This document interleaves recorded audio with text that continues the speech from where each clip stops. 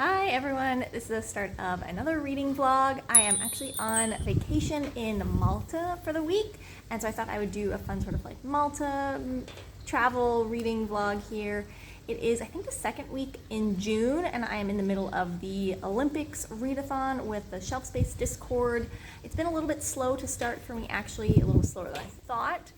So far I have read 2 books and I'm almost done the 3rd book. So I read People We Meet on Vacation and then The Counselor by E.J. Beaton, and I am almost done The Winter of the Witch, the 3rd book in the Winter Night trilogy by Catherine Arden.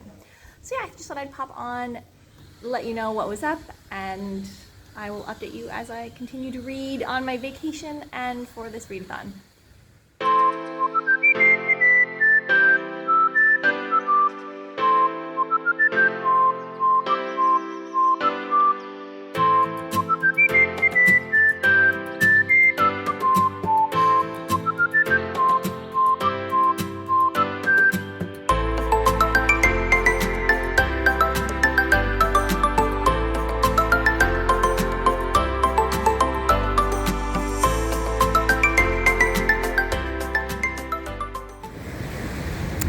Hi guys, so it is Thursday. I'm not sure what day of vacation it is.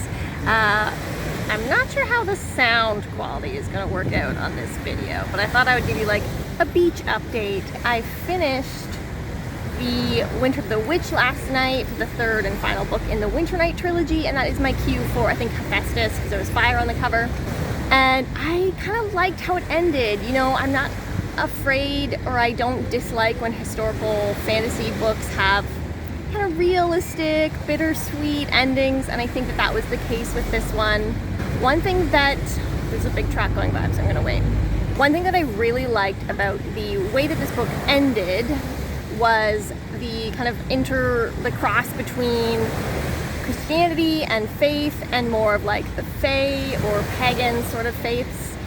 You know, if you are reading a historical fantasy, that is often an element where it's like the rise of Christianity and how that is affecting more of the fae or otherworld pagan religions. I am so sorry if it's so loud, and maybe this won't be usable. A big thematic element in this series was how the rise of Christianity was affecting the fae, the otherworld beings, or sort of these Chietri, I don't know how to say it, Chietri, because the people were starting to let go of their faith in more of the traditional pagan beliefs and focus solely on Christianity. And I think that basically like how this book ended, how this series ended, was exactly how I want those scenarios to end. So I was really, really satisfied with that element of it and with some other things that happened. It wasn't perfect, but overall I really enjoyed it. And I think if you don't love, if they're like, the first book was okay for you, but it's missing stuff, I really think it's worth reading on until at least The Girl in the Tower, the 2nd book in the series, because the 2nd and 3rd books are a lot more plot driven, a lot more stuff happens. And overall I really, really liked Vassia's story arc over the 3 books. I think the next book that I'm going to read was going to be The Ship of Magic by Robin Hobb, which was my cue for Poseidon. So like has water in the book, but it's a really thick, big book, and while I absolutely definitely want that for the points for this readathon, I also feel like I need like the satisfaction of just like finishing and wrapping up a couple books, because the Counselor and The Winter of the Witch took a lot longer than I was expecting to read on holiday. So I might jump into Strange the Dreamer or The Merciful Crow, which were my 2 options for the EOS queue, so like beginning of a series. So I'll see however I feel. The Merciful Crow is on Scribd, which I use with my phone, and my Kobo has actually sort of been like, not overheating, but freezing a little bit from the heat. So I'm gonna start with the Mad Chip now, and then if I need to switch to my phone, maybe I will either start The Merciful Crow or I will download Strange the Dreamer onto my phone. We'll see how it goes. Anyway, I'm going to get back onto the beach and enjoy the sun while I'm here. Bye guys.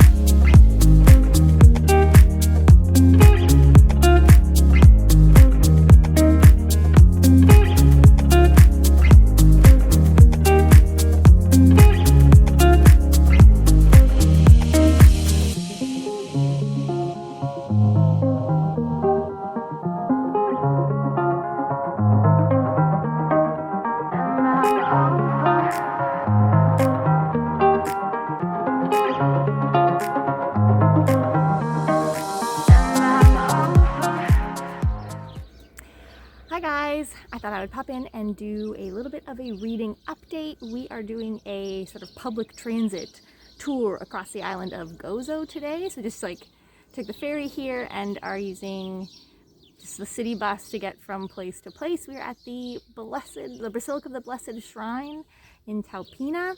We do have to wear masks outside in Malta, which is different in Denmark. Obviously, we do not have to do that. So I am reading the Ship of, I keep saying it's just Ship of Magic. I'm reading Ship of Magic, and I'm a little bit ways in, maybe 10 or 15%. Been introduced to, I think, 5 characters now. Captain Kennet, Brishna, Althea, and Wintro. And the ship, Paragon, something like that. So far so good, but it's been a lot of world building, up to date, like really getting into the setting, the politics, how Bingtown is changing. But so far so good. I'm really noticing, like with the lead up to Althea on the one ship, like getting back to town with her brother-in-law as the captain of the ship. Like, I think I know what happens. I'm pretty sure that's in the synopsis for the book. But it's so funny when the authors do such a good job of like setting you up to be so upset about something that's happening, and even though you know that's going to happen because it's in the synopsis, it's how this book is described, you still like get so sucked in, and like the author Robin Hubbard sets it up so well that you really don't want this to happen, and you're like, if only it'll go the way that Althea wants it to go, even though you know that's not the case. So it's funny because it's like you're so riled up about something that you know is going to happen, even though the main character doesn't yet. Anyway, that's where I'm at. No other updates reading wise. I will get back to the holiday.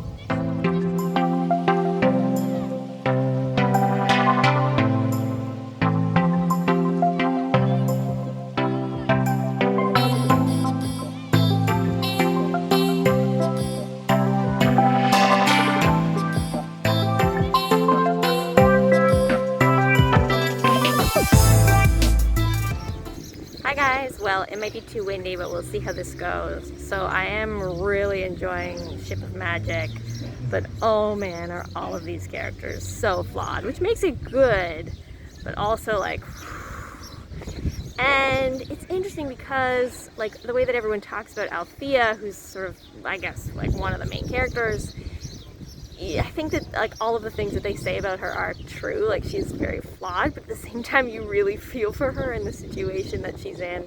There's so much that happens with that horrible brother-in-law Kyle, who just like, I have like so many mixed responses to Kyle. Like, there are times when I'm just like, oh Kyle, or like, oh Kyle, you're the worst. And then sometimes he's just like the biggest ever. Which is interesting because sometimes you can see that he sort of cares about the family and that he's sort of trying to do what's best, but also he's just like the worst human being. Yeah, yikes. He is just, and like everything that he does and says makes everything so much worse. But anyway, needless to say, I am enjoying Ship of Magic. We are in Dina today, which is just behind me. It is like a walled fortress city in the middle of the island of Malta, and I think they call it the Silent City because it has actually like 200 inhabitants, and no one really, I mean, other than those 200 people, no one really lives there anymore, and there's more just like the city that's sprawled around it. But I guess we will find out more in our tour. I double checked my TBR for this readathon last night because I was feeling like really behind. Like, I've only finished 3 books and I'm, I don't know, part way through of the 4th, Ship of Magic. But there's actually not that many, like, I think I'm doing okay. There's not too many books that I still have to read, but just so get an idea of what's going on. So I have Ship of Magic that I'm reading right now, and I have Tower Lord by Anthony Ryan and The Bone Maker by Sarah Beth Durst checked out from the library. So I have maybe 2 weeks still for Tower Lord to read, maybe 1.5 weeks, and I just checked out The Bone Maker, so I have almost 3 weeks to read that. And Memory of Souls also just became available at the library, so I'm going to give myself a couple days and then check it out, but I've set a timer so that I don't forget about it. But anyway, so that's where I'm at with what's going on with the library reading and whatnot. Hi, so it is our last day of vacation. We've just been taking it easy and relaxing at the pool for most of the day. It is completely in shadow or in shade now, but it was so hot this afternoon. Reading update-wise, I decided to switch things up a little bit, so I was reading Ship of Magic by Robin Hobb, and I'm really, really enjoying it. I'm about 50%, maybe just under, of the way in. I really like most of the characters whose viewpoints we are getting. They're all definitely very flawed people, but I enjoy hearing what's going on with them, especially Captain Kenneth. I feel like, he's a horrible person, and I think maybe sociopathic, I'm not sure, but very interesting to read about and to hear his internal thoughts and dialogue. Wintro's maybe a little bit boring at this point, but I'm sure that'll pick up. But just for some variety, because the Ship of Magic is a really, really thick book, and I've sort of been slugging away at it for a couple days, or maybe 3 or 4 days, I just sort of wanted to mix things up. So I decided to pick up The Merciful Crow by Margaret Owen. I'm reading this for the EOS queue or prompt, which is to read the first book in a series. And I'm going to be reading the duology, The Merciful Crow duology. I'm not sure actually what the duology is called. I was also thinking about reading Strange the Dreamer for that prompt, but then when I went to pick up that book the other day from the library, to get it from the library, which usually it's had no wait. Anytime I've looked at it on the overdrive through my library, it's never had a wait, and this time it did, so it just felt like fate to pick up The Merciful Crow instead, which I'm reading through Scribd. I think I said in my TBR, or at least I said it was a young adult, but then I put in I put a little note that was no, it's not. It actually is, so I'm not sure where I read that it wasn't, but it is young adult, and it is about these it's a caste system where the main character, Phi, is in the lowest caste, and they are immune to a plague that happens just kind of all the time, that they call the Sinner's Plague. And so the Crows, which is her caste system, they are immune to it, and therefore responsible for collecting the dead. So it's pretty grim, a little bit dark. I think there's probably going to be a little bit of a romance. I can already sort of see sparks of that happening with one of the other characters. But essentially they get called to the palace to pick up the body of the prince and his bodyguard, or body double, and they're secretly not dead. They are trying to escape his stepmother, evil queen, who is trying to kill him in order for her to rule the land through her child son. Anyway, it's interesting so far. I feel like the prince and his bodyguard are having a real awakening of the realities of what life is like for the Crows. And it's kind of interesting to see and to learn about this world. We were sort of at first only getting little peeps into the world, and there's a lot of different castes that are all based off of bird names. And on Scribd, I don't like the way that it does intro material, where if it's a picture, it's impossible to zoom in on it, no matter how much you increase the size of the text. So I'm struggling to follow all of the different castes. Not a ton. There's some obvious ones, like the phoenixes, which are royalty, or peacocks, which are nobility.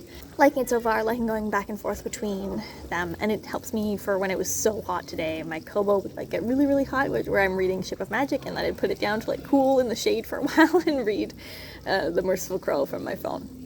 But that's it. I will maybe do a wrap up. Maybe not. We'll see how it goes.